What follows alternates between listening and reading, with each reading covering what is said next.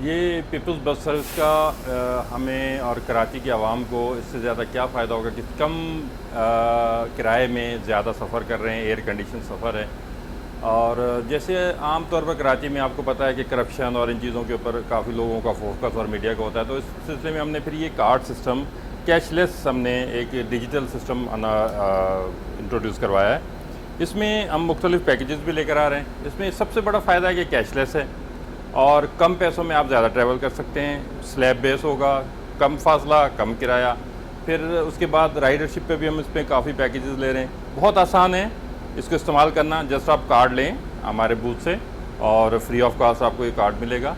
उसके बाद जस्ट आप जैसे ही गाड़ी आती है आप उस पर जैसे ही ऑन बोर्ड होंगे तो आपको जस्ट कार्ड को टैप करना है और आप अपनी सीट पे बैठ जाएं, आपका किराया ऑटोमेटिकली इस पर डिडक्ट हो जाएगा।